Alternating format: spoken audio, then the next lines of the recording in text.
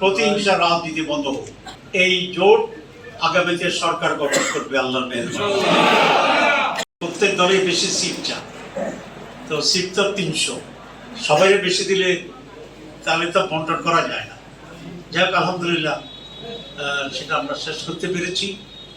এবার নির্বাচনে একটা ব্যতিক্রম আছে, সেই ব্যতিক্রমটা হচ্ছে এই একদিকে বিএনপি আর অন্যদিকে আর সকল মৌলিক পার্টি আমরা কিন্তু একত্রিত হয়েছি। এখানে ইসলামী দলগুলো আমাদের সাথে আছে, চরমনায় চলে গেলেও আরো 6টা ইসলামী দল আমাদের সাথে আছে। আমাদের সে 71 সালে একমাত্র জীবিত বীর বিক্রম। ভবিষ্যৎ হোক নিরাপদ, বিনিয়োগ হোক বিশ্বস্ত, আর আমার পছন্দ সল্ট বে। ওয়েলকাম টু সল্ট বে। তিনি আমাদের সাথে আছেন।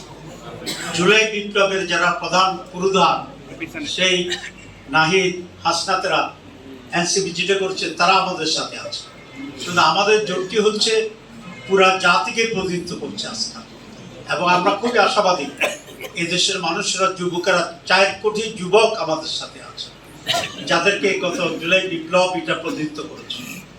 ইনশাআল্লাহ এই জোট আগামীতে সরকার গঠন করবে আল্লাহর মেহেরবানি। আমরা সেই লক্ষ্যে আছি, সেভাবে আমরা কাজ করে যাচ্ছি। চট্টগ্রামে আমি এমপি ছিলাম, কিন্তু কারো উপরে জুলুম করেছি এরকম কি কোনো সাক্ষী দিতে পারবেন? আমি কোনো লুটপাট করেছি উদয়, কোনো পার্সেন্টেজ গেছি কন্ট্রাক্টরদের কাছ থেকে, পরে শুনি 5%, 10% করে টাকা নেওয়া হয়, এরকম কোন নজির আমার আছে? আমাকে শ্রেষ্ঠ দুর্নীতিবাজের তালিকায় অন্তর্ভুক্ত করে আমাকে অ্যারেস্ট করা হয়েছে। 18 মাস আমার বিরুদ্ধে অনেক তদন্ত করেছে। প্রথম তদন্ত কর্মকর্তা বলছে যে ওনার কোনো দুর্নীতি পাওয়া যায় না। এটাকে সরকার গ্রহণ না করে আরেকটা তদন্ত কমিটি করেছে। সেকেন্ড তদন্ত কমিটিও বলছে যে ওনার বিরুদ্ধে কোনো দুর্নীতি পাওয়া যায়নি। তারপরে তৃতীয় তদন্ত কমিটি করছে, তৃতীয় তদন্ত কমিটিও বলছে যে না, ওনার বিরুদ্ধে কোনো দুর্নীতি পাওয়া যায়নি। আমাদের চেয়ারম্যান সাহেবদেরকে অনেক ইন্টারভিউ করেছে। তারপরে তারা বলেছে যে আমার কোনো দুর্নীতি নাই, এবং টেলিভিশনে সেটা ঘোষণা দিয়েছে, এবং বলেছে যে আমাদের তথ্যগত ভুলের কারণেই আমরা ওনাকে অ্যারেস্ট করেছি।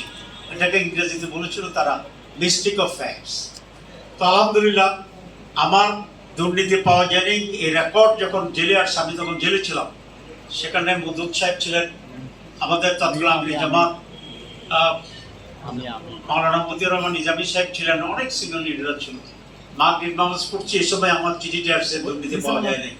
তখন মদুদ সাহেব বলছিলেন যে পাকিস্তান বাংলাদেশের ইতিহাসে আপনি একমাত্র লোক যাকে সরকারিভাবে দুর্নীতিমুক্ত সার্টিফিকেট দিয়েছে। আপনারা কমিটমেন্ট দিয়েছেন যে আপনারা আপনাদের মতো করেই প্রত্যেক জায়গায় কাজ করবেন। চেয়ারম্যান সাহেবেরা সে একই কথাই বলেছেন, যদি আমরা সকলেই কাজ করি তাহলে আমি আশা করি ইনশাআল্লাহ আল্লাহর ইচ্ছায়, আল্লাহর সাহায্যে বিপুল ভোটে সেদিন দাঁড়িপাল্লার বিজয় হবে। আমি কয়েকটি কথা বলতে চাই যে আমি যদি নির্বাচিত হই তাহলে আমাকে শতভাগ সৎ পাবেন, একটা গমের এই অবস্থা আমি ইনশাআল্লাহ করব, ঠিক আছে। 2, আমি সকলের প্রতি ইনসাফ করব। 3, আমি নিজস্ব কোনো জিদের বশীভূত ইয়া কারো উপর কোনো ধরনের প্রতিশোধ নেব না, কারণ এটা প্রমাণিত। আওয়ামী লীগ সময়ে আমাদের উপরে যে অত্যাচার হয়েছে, আপনাদের উপরে হয়েছে, আমাদের মানে আপনাদের উপরে বহু লোককে হত্যা করা হয়েছে। কিন্তু পট পরিবর্তনের পরে আমরা চাইলে অনেক হামলা মামলা আমরা দিতে পারতাম, ঠিক কিনা? আপনারাও দিতে পারতেন, কিন্তু আমি আপনাদেরকে উৎসাহিত করেছি এবং আমরা কোনো হামলা মামলা দিকে যাইনি। কারণ আমি চাই প্রতিহিংসা রাজনীতি বন্ধ হোক। কারণ এখন আওয়ামী লীগ সুযোগ পেয়েছে, তারা অত্যাচার করছে, এখন তা আমার সুযোগ, তা আমি অত্যাচার করলাম, তাহলে এটা থামবে কখন? এটা তার থামতে হবে। এই জন্য আমি সিদ্ধান্ত নিয়েছি আমার সময় থেকে এটা থেমে যাবে ইনশাআল্লাহ। আমরা কোনো আওয়ামী লীগের উপর অন্যায়ভাবে অত্যাচার করবো না। বিএনপি জামাতকে আমরা একসাথে ছিলাম, সেটা কোনো প্রশ্ন আসে, আমরা একসাথে দিয়েছি। আমি জানি আজকে আপনারা যারা আসছেন সকলেই জামাত ইসলাম করেন না, অর্ধেকও জামাত ইসলাম করেন না।